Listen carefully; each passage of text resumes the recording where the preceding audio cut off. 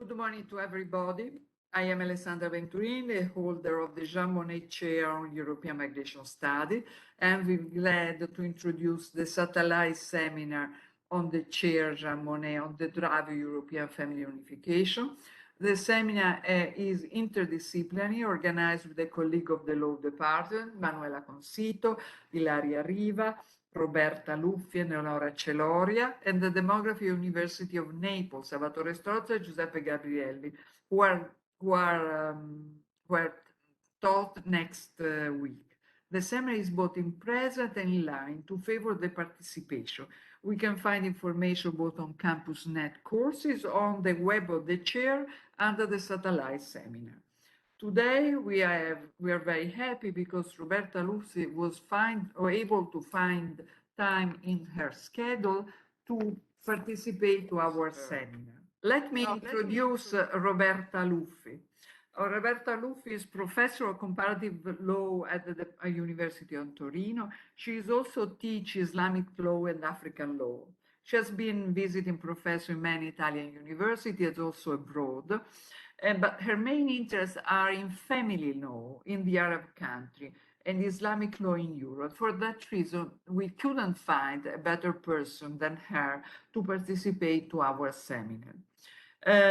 She has done research for many Italian ministers, for many private institutions, for European projects. She's member of the editorial board of the journal Diamond, l'annuario di diritto comparato per le religioni, and she has a really outstanding record of publication of participation in research. I just mentioned two are very important for me. She's also in theory and in the scientific committee of REDESMA, Center of Research of Religion, Law and Economy in the Mediterranean, and also of ETZIRE, Enlarged Center of Islamic Law in Europe. So we couldn't find any person more suited than her for this project, and we thank her for being able to find space in her agenda. Roberta, yours is the floor now. Thank you. Thank you. I thank you, Professor Alessandra Venturini, for her kind introduction and very kind words, and for having me in this cycle of lessons.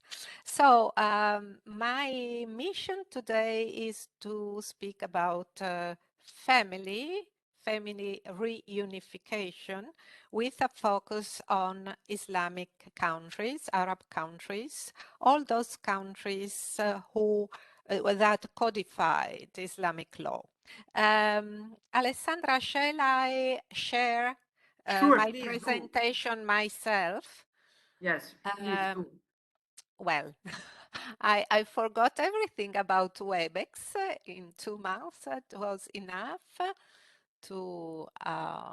It was a privilege, yours. Okay. So let's go to the start of the presentation. Okay. Here we are. Presentazione. Oh, can't. Yes.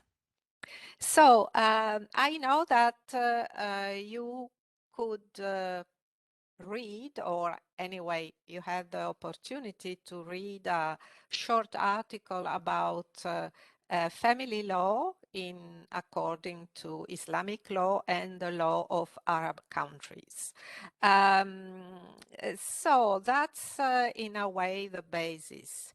Today, anyway, we will focus on just a few issues, two main issues that are relevant to reunification in Europe. Let me just show you this first slide, where this slide is a kind of list of many laws, many codes. Can you hear me? Because there is some... Sure, sure, very well. It is simply a list of many codes. They are divided, presented in a chronological order and divided in several different waves of codification. Now, we are not interested here to to focus on the different waves, on their different characteristics, but it's just to give you an idea of how many codes and laws you can have. And here the focus is on the Mediterranean region alone. And also in how many ways these laws can be classified. We correctly say that all these laws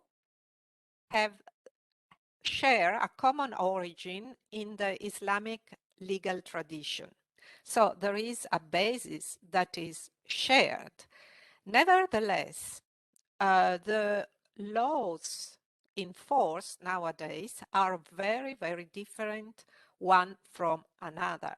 So my recommendation for all those dealing with legal issues concerning those countries in the sector of family law is always to look at the laws, not to think of the common origin, because the results are so different and so extremely different.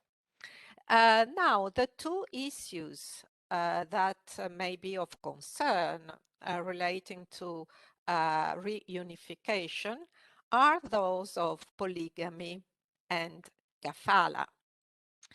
Well, just take these two institutions and you have two very different kinds of institution. As for polygamy, polygamy is really a classical institution of Islamic law. It's a characteristic indeed of Islamic law. And you can find polygamy regulated in almost all the countries. Very few countries are an exception. I mean, very few Muslim countries are an exception.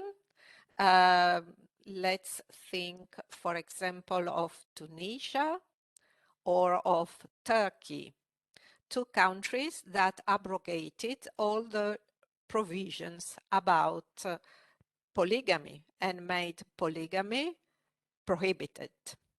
But in all other countries, polygamy is regulated in different ways. Sometimes it's very easy to add a second, third, fourth wife to the first one.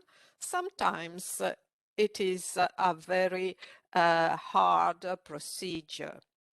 Anyway, polygamy is there. As for kafala, I don't know whether you have heard of kafala before or not. Kafala is a child protection measure. It is internationally recognized nowadays, and it is the solution at hand in Muslim countries since Islamic law prohibits adoption. So this is an alternative to adoption. Of course, an alternative in international law, not in the law of Islamic countries where adoption is prohibited. Once more, we have some exceptional cases of Islamic Muslim countries regulating adoption itself. And again, we have, for example, Tunisia. We have Somalia. Well, indeed, a very old law. I'm not sure we can consider it in force nowadays. Normally, adoption is prohibited. So, is kafala regulated in all those countries? Not really, because kafala is an Islamic institution because it is a legal solution that allows to care for children who need to be put in a family context. But kafala was not regulated by Islamic law as polygamy was.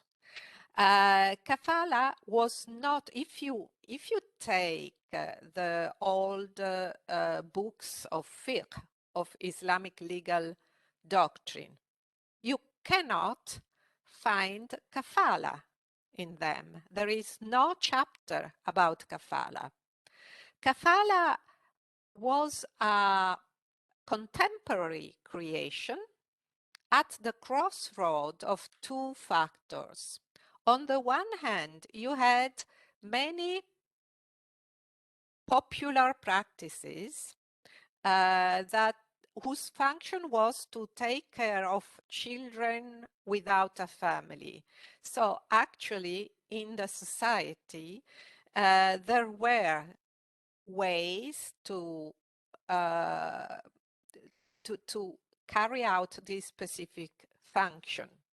On the other way, you had as a factor the state and its interest in knowing about its citizens. What are they doing?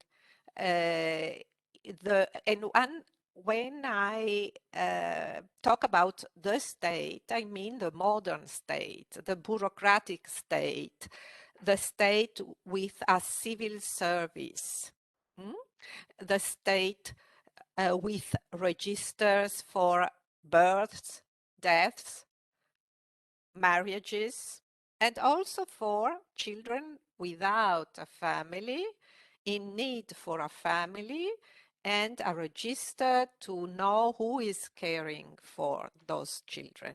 So there are these two pushes towards the creation of kafala.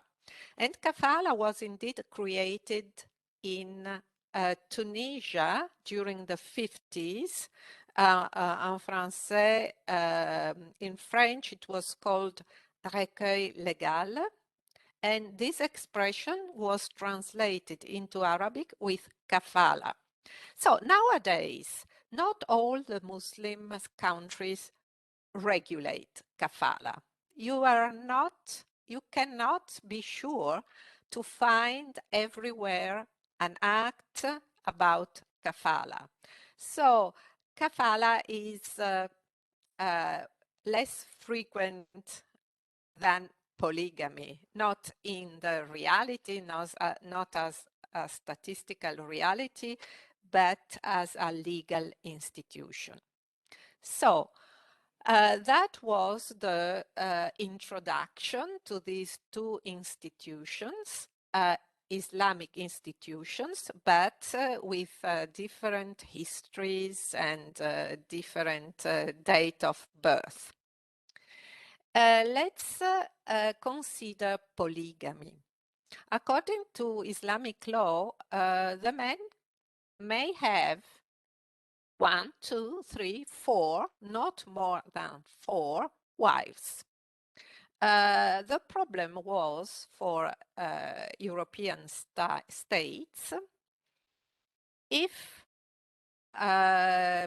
it is possible to allow more than a wife to be part of this reunification process as a spouse.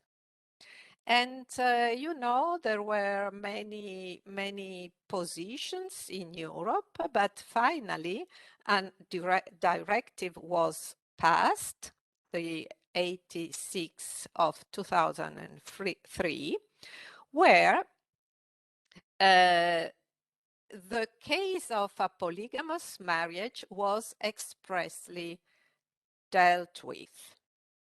And the provision says that in the event of a polygamous marriage, where the sponsor already has a spouse living with him in the territory of a member state, the member state concerned shall not authorize the family reunification of a father's spouse. So there is a prohibition coming from the directive to reunite for the family reunification of more than a spouse.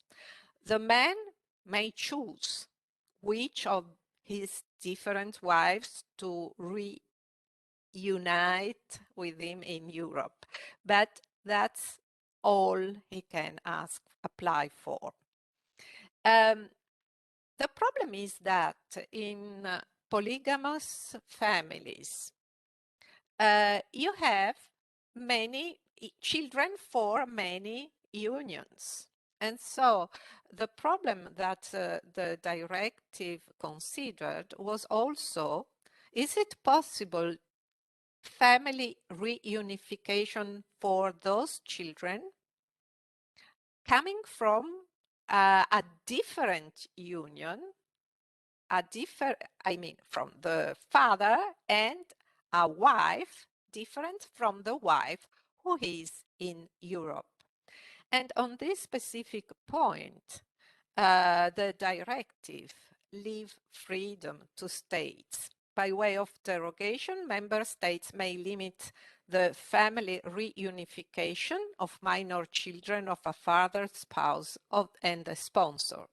So it is up to the states to decide whether or not to exclude children from other wives from reunification. And actually in Italy, the choice was not to exclude them. So it is prohibited to apply for a second wife, but the man may apply for family reunification of father children. May I ask you a question? Yes. Yesterday, Eleonora Celoria of Italy announced that the family reunification legislation in Italy allows also the DNA test. Is this because if we have the reunification of a child of the father, not of the mother unified in the destination son, he can ask for the reunification of his mother? Yes, In of this course. way, Yes, of course. because through the children you reunify the mother. Yes. But the Corte di Cassazione decided on this point. The case, I try to describe it in the first paragraph. A Moroccan national requests an entry visa in favor of his mother. I'll try just to move our picture somewhere else because I cannot read. Oh, I can't. I can exclude, yes. A Moroccan national requests an entry visa in favor of his mother. The woman was married to the applicant's father, who is staying in Italy and has requested for recognition of his right to family reunification in favor of another wife. So we have a man with two wives. He asks for the reunification of one of those wives, and his son asks for the reunification to him of his mother. Because of the situation of polygamy that would arise with the entry and residence in Italy of the applicant's mother, the consulate of Casablanca refused to grant a visa. Now, what happens? It happens that when the case gets to the Corte di Cassazione, the court says that the prohibition, that is to say, the prohibition of seeking family reunification for more than one wife applies to all the applications for family reunification and does not distinguish the origin of the application. On the contrary, it aims to avoid the emergence in our system of a condition of polygamy, contrary to our public order, including constitutional order. It is not necessary for the administration to prove that the applicant, in this case the son, acted on behalf of his or her parent, because the prohibition of polygamy is not conditioned by factual conditions such as cohabitation or dependent living, but it is itself, I cannot read. How can I? And Yes. last until But the legal yes, termination. yes, thank you. It operates in itself and lasts until the legal termination of one of the marital ties. So the Corte di Cassazione says that the prohibition to have the family reunification of more than one woman married with the same man is not to be considered as limited to the ability of that man to seek for family reunification. But family reunification cannot realize a polygamous polygamous unit. You cannot say a polygamous unit. The presence of polygamous arrangements in Europe. That said, if the second wife get to Europe with a different kind of visa, I do not see any difficulty there. So the problem, you see, I'm in France now, and in France, they passed last year a very strict law on the principles of the Republic. Among those provisions, there are many provisions on polygamy, because in France, it is considered really a policy to do all what is needed to make it impossible to have polygamous families in France.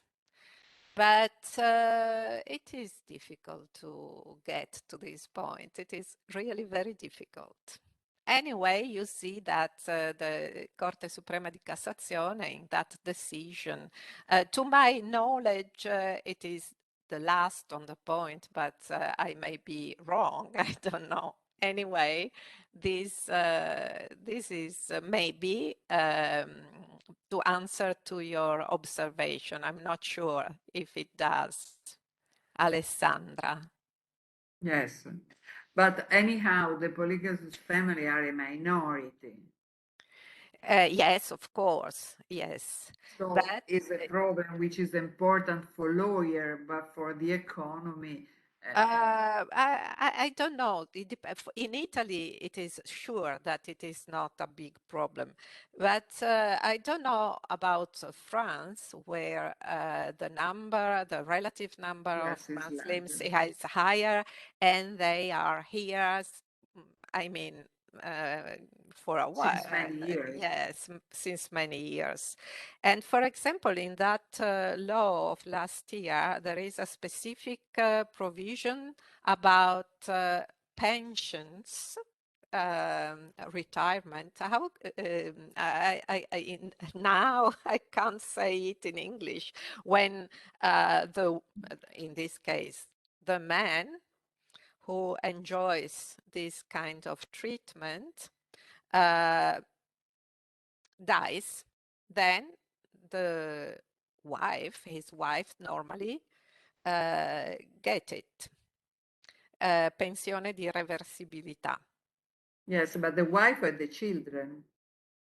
Yes, but let's focus on the wife, on the Yes. part for the wife. So they passed this provision exactly to solve this problem. Is the part of the entire of the pension to be paid to one wife or to more than one wife?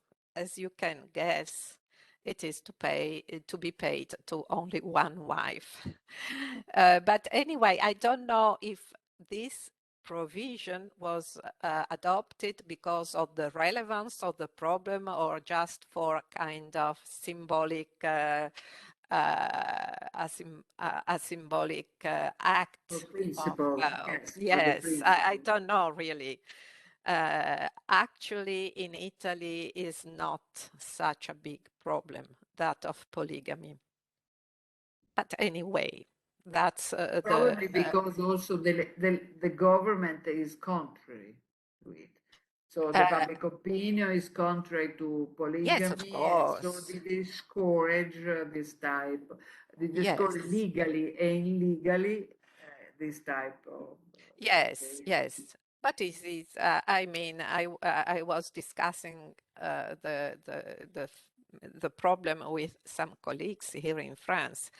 It is impossible to make polygamy to disappear if you have it. Because it's a reality people normally live with, and so well, that's a question to be considered. Any other question, Alessandra? No, sorry to No, interrupt you. no. I ask you since I think there are not so many people, so that's why. No, I'm very happy if you ask questions, and so we make together the presentation a little more lively. So please, Yes. you're welcome. I'm very grateful for this intervention. Let's go on now. I cannot. What's happening? I cannot.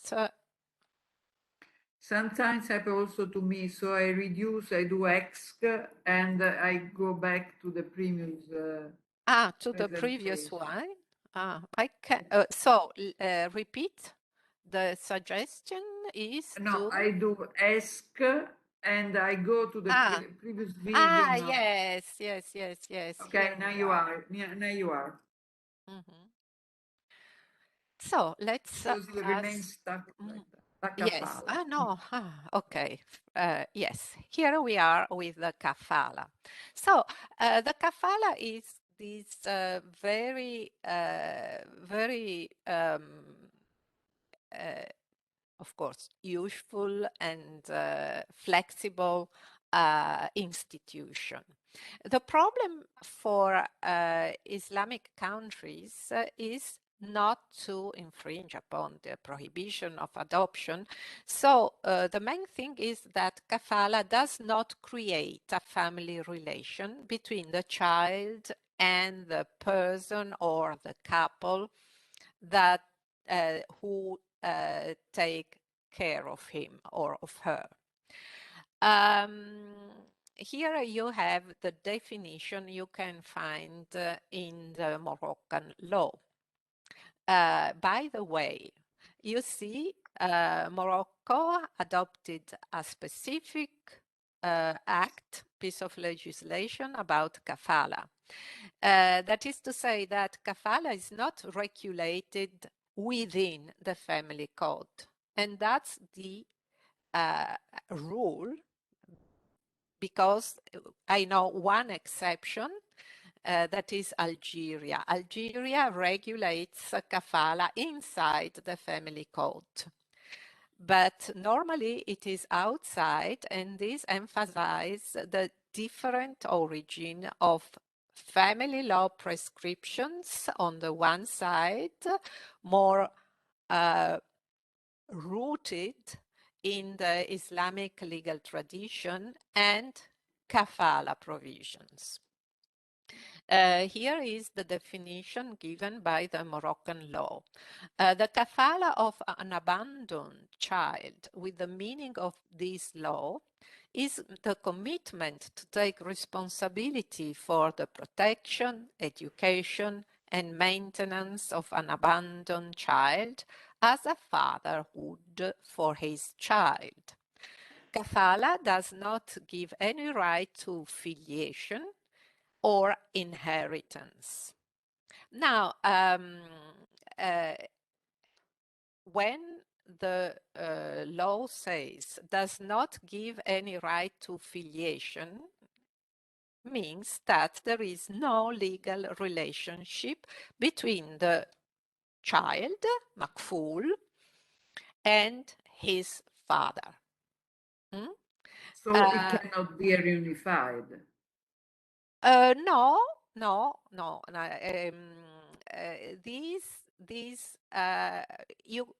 We have to look at this definition from the point of view of Morocco and considering the concerns of Morocco. Here, they are not thinking about family reunification.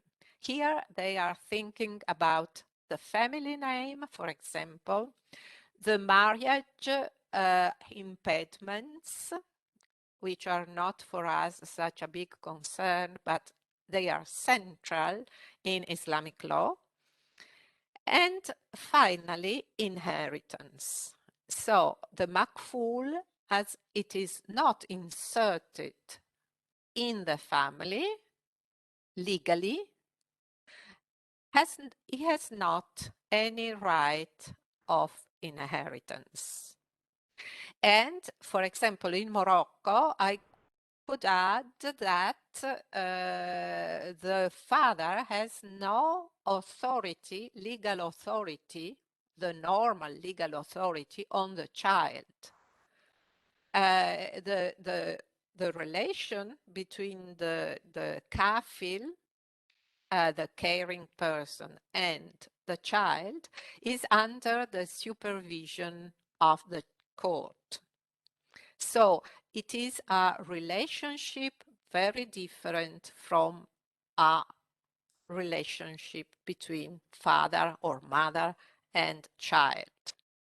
And it has to be so in order not to infringe upon the prohibition of adoption. Ma è come Nevertheless, l'affido? yes, Come l'affido?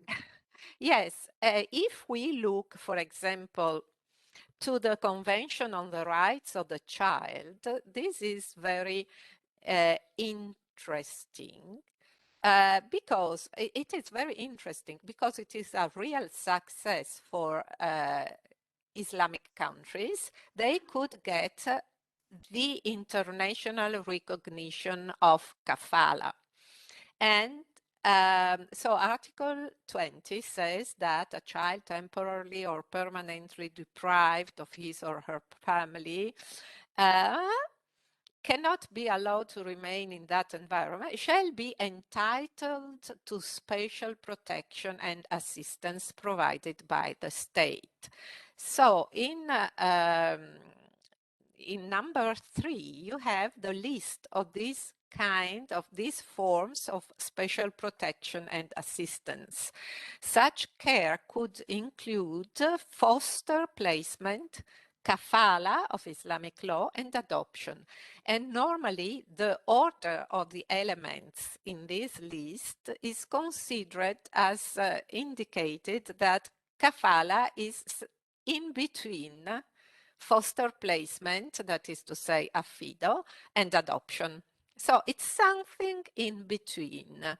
The child, if the child has parents, he remains. I mean, the relation between the child and his or her family of origin persists. It is not impacted upon by kafala.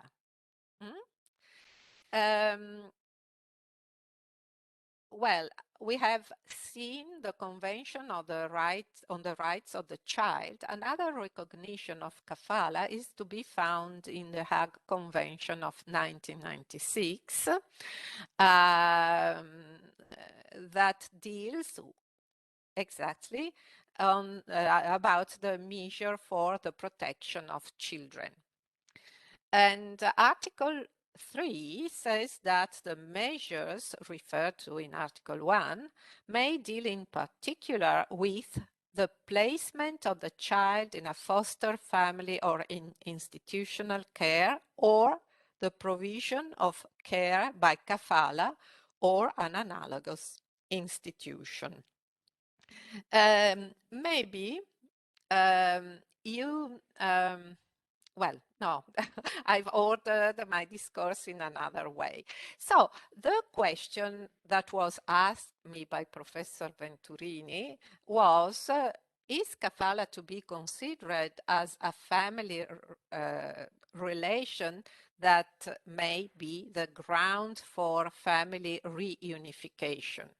Yes, absolutely. The answer is yes.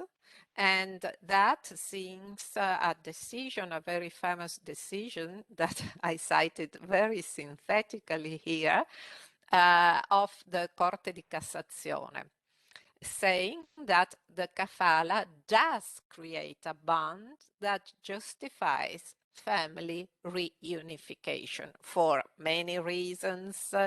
And one of the main reasons is because of the interest of the child.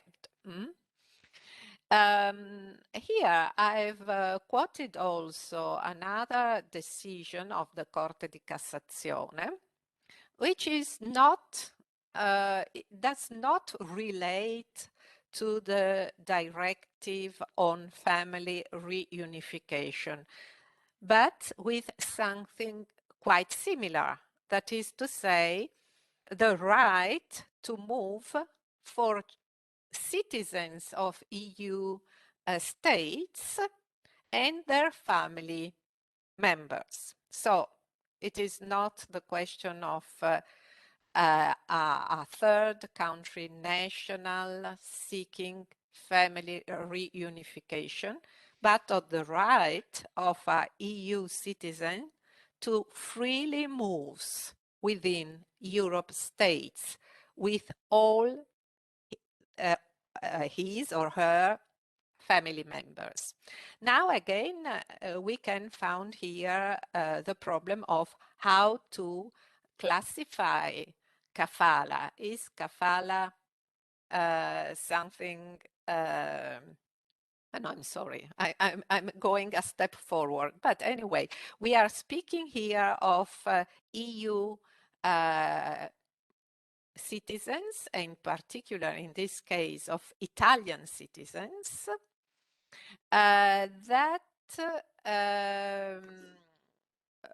were given in kafala in Morocco a child. So the problem here is that of Italian citizens trying to get a visa for this child. Here the situation is similar to that of an international adoption.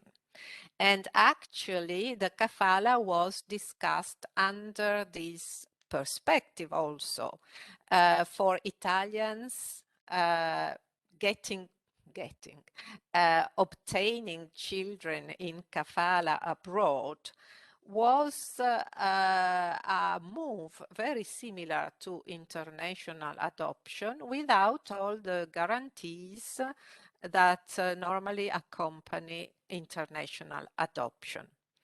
So here once more we have the Corte di Cassazione deciding that kafala can be a ground to get a visa for a child.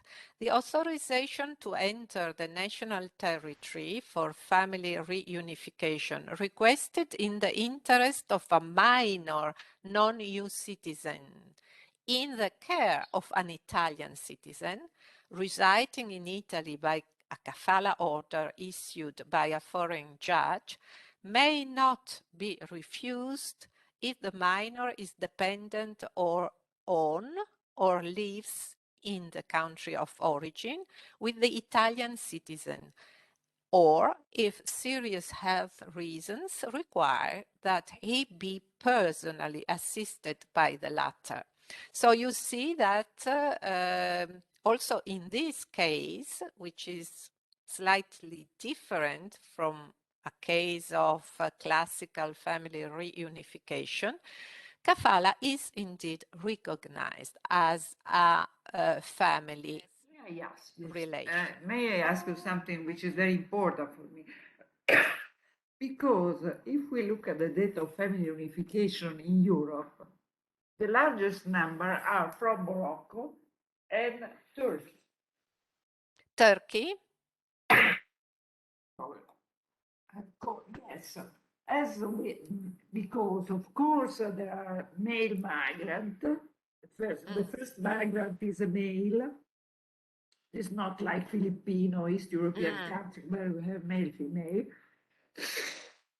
But probably there is also something linked to the family composition. So, the attachment of the family, because if you look at the data, and you look at data by nationality, in Morocco, family unification represent a very large number, more than 50%, 60% of the entrants, and this is dependent on the fact that the migration is old, is not new, and also because it's made by male, they're unified female or family members. Do you think there is something in the Islamic family that determines this attachment to the community, or is this just the history of migration that in the future also other community will This is use a difficult assessment because, well, it is not normally in the field of legal studies, and I should be able to compare this kind of attitude of Moroccans with the attitude of other groups of migrants. And it's really difficult for me to say, but certainly family is important in Morocco as in other Arab countries. So, but it's something very... But women are less independent than in the other countries. If you consider East European countries, women are working in the labor market. So they use this channel more than the other community because the society, the family is different than the family is not a family of equal partners with equal rights. It's a family where the women has less rights than men. This is a question because I don't know. Yes, it depends on the other. You are comparing reality with other realities, and it depends on the comparison you make. What is sure is that in Morocco, women have less rights, are less independent than in other realities. Nevertheless, we should not think of Moroccans or Moroccan women as particularly dependent or not transforming their role in society. If we look, it depends, Morocco, as in every country. Tunisian women are more advanced. Tunisian women are more advanced. Pardon?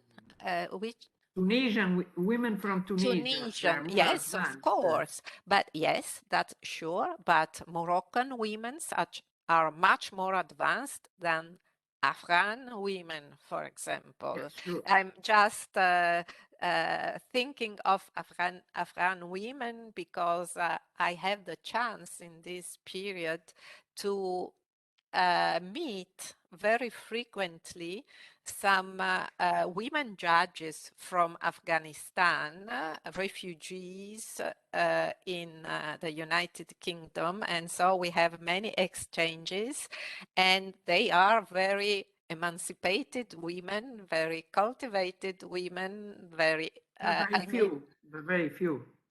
very few, because when even their position is much more traditional than the position of Moroccan women in society.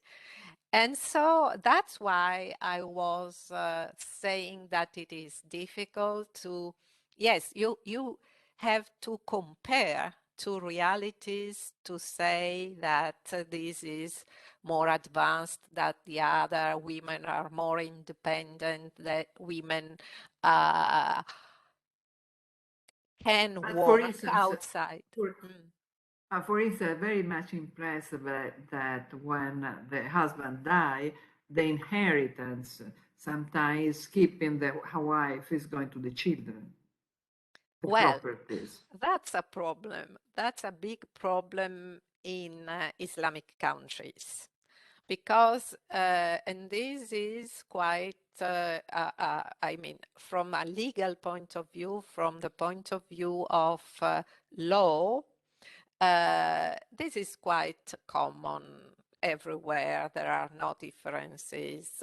And so the Islamic traditional inheritance law is discriminatory if we assess it from a Western point of view. Women have less rights than men, but sometimes women in reality does not even enjoy those limited rights, but are excluded. That But what also in Tunisia. happens.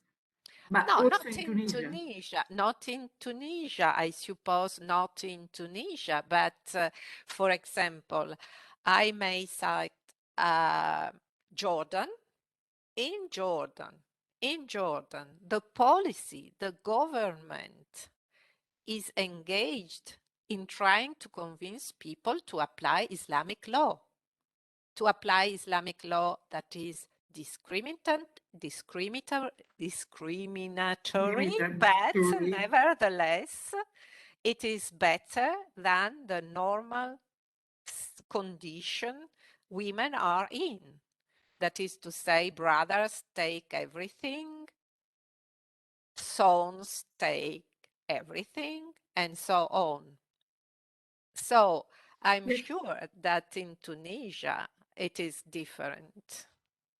But you have, that's why it is so important, and I try to introduce my lesson by this remark.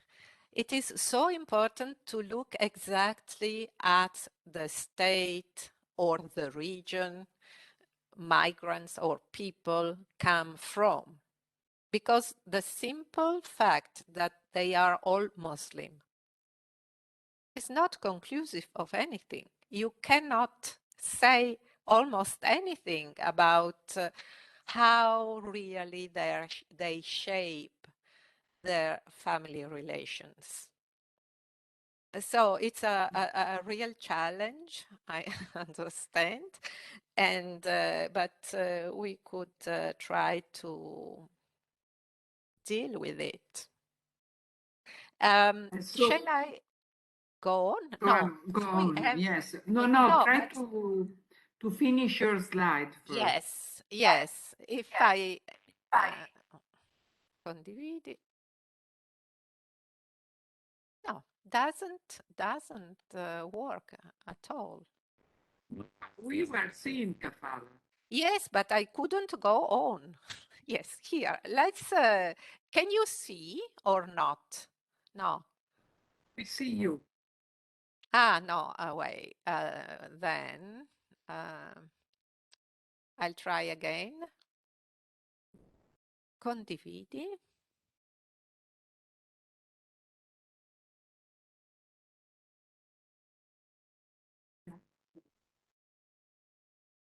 I've lost my presentation. I'm so sorry.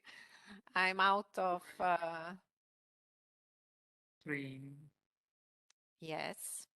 I'll try once more.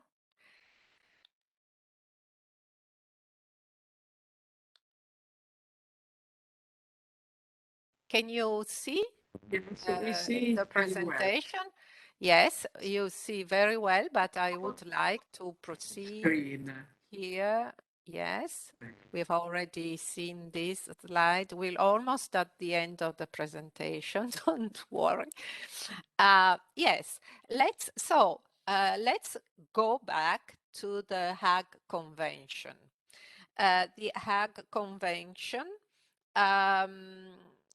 maybe you remember that it was adopted in 1989, and it took almost more than 25 years, a quarter of a century, to Italy to ratify it. But finally, we get it in 2015. That's very interesting because as you read here, you can read it. In passing the law, the Parliament deleted the implementation rules relating to kafala that had been approved in the first reading of the chamber by the Chamber of Deputies. What were the implementation rules? They were those rules that would regulate kafala in Italy, because I just mentioned this point. Once you have a child in Italy in kafala, what are the rules you're applying? It is not so evident that they are the rules of the state of origin because of a series of questions relating, for example, to the protection of the child, that is a kind of ordre public. I mean, the protection, the rules about the protection of the child are normally internal rules. But here we have no rules, and that may be a problem.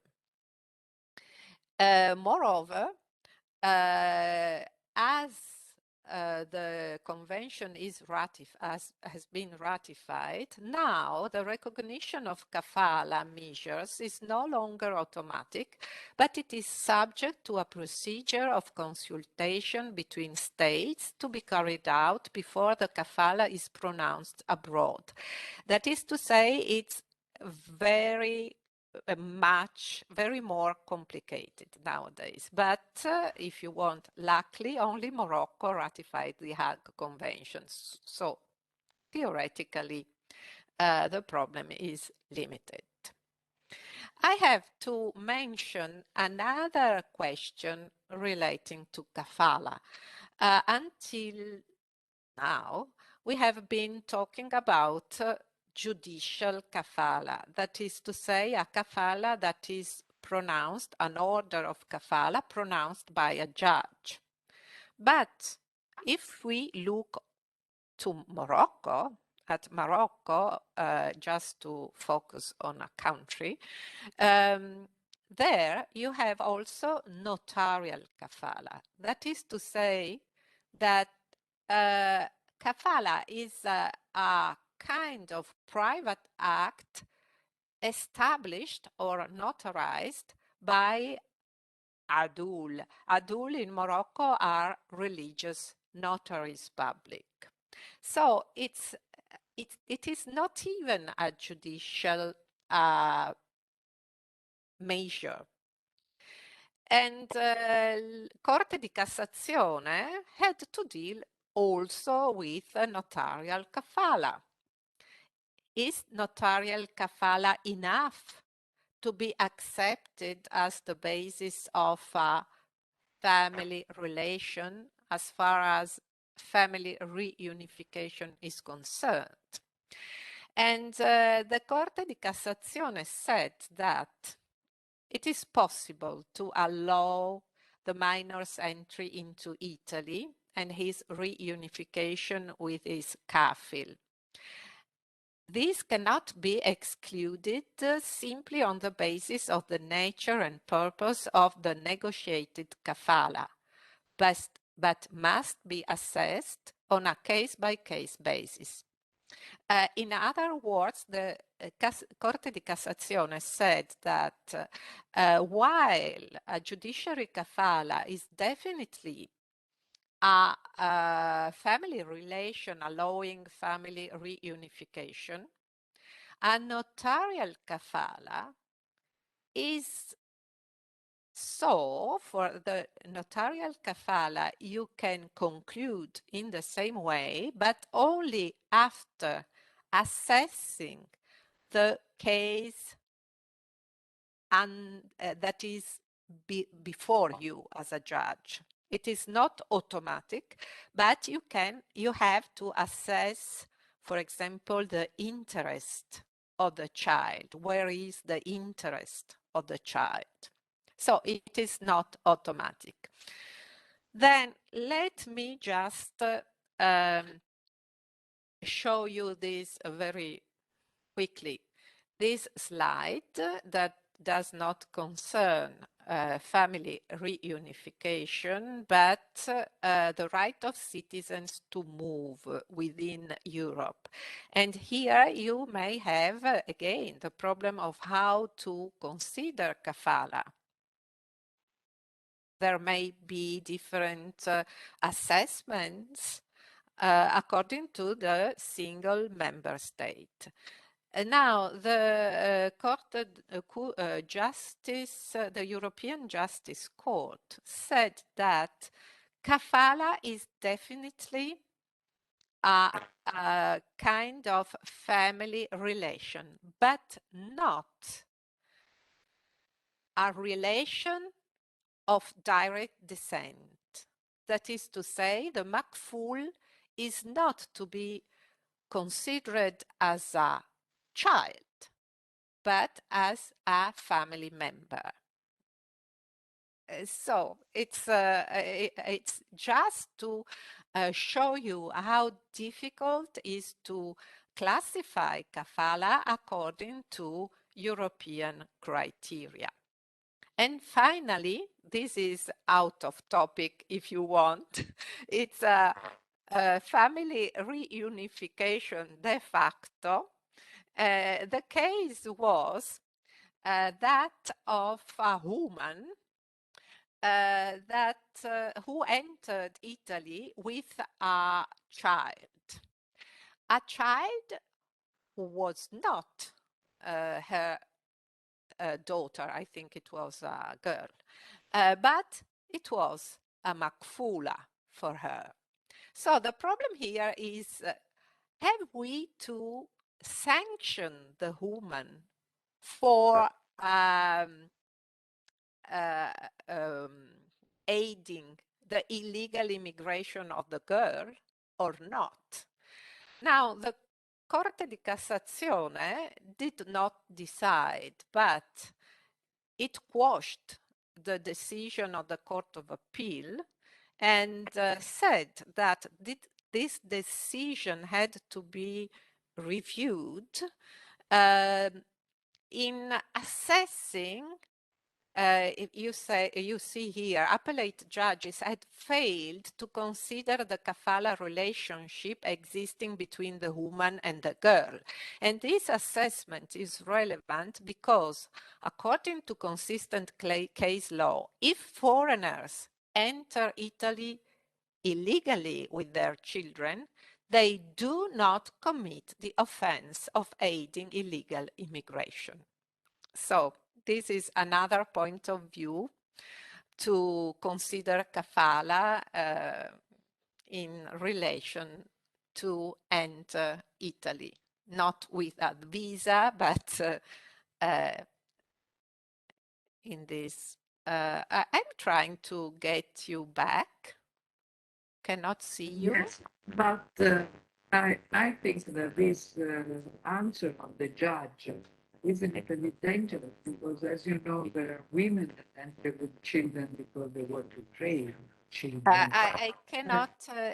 I cannot. Now it's very fussy. Can you repeat, please? Yes, I'm thinking that this answer of the court is quite dangerous because, as you know, there are women in the country, the children that are not their own children, because they want to trade with this regime. So it's not only that it's illegally, but if they are not, they could argue that they had a relationship, but anyhow.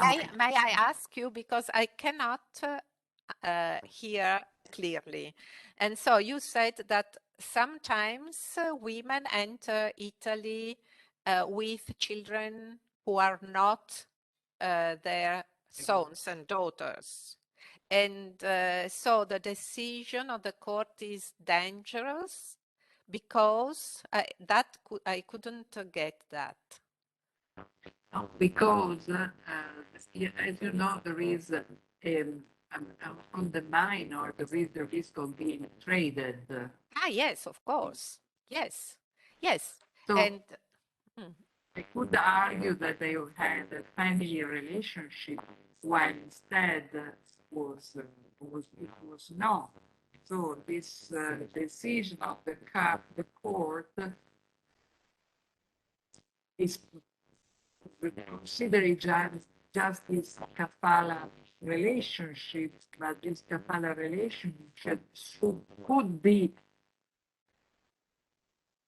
Yes, I see a fake. Yes, in particular, if it was a notarial kafala, that is to say, a private kafala just notarized by a notary public. I don't know what was the case in that case of the woman and the girl, if it was a notary kafala or a judiciary kafala. Anyway, you see, that's the problem. And it was the same problem indeed when they considered the kafala of Italians as a way to circumvent the provisions about international adoption. And yes, it's, I mean, the risk of some kind of circumvention is huge. Yes, of course. And so these are very difficult topics to be dealt with, because on the one side, kafala is really the only way for children in certain countries to be cared for. And so it would be discriminatory to exclude them to those provisions, from the application of those provisions that are there for adopted children or children in foster care. And on the other way, you may wonder about the reality of those relations. That's a challenge. Thank you very much, Roberta. We end with you speaking about children, as we were ending with Salvatore Strozza and Gabrielli speaking about minors, the statistic of minors. Because when we think in general family unification, we think white is coming, and we limit the analysis to a small group, the white, which are, of course, discriminating in the labor market, they are unable to find job and so on. But the group of minor is always not at the center of the focus. Instead, is the more fragile, the one in which the the social policy should focus.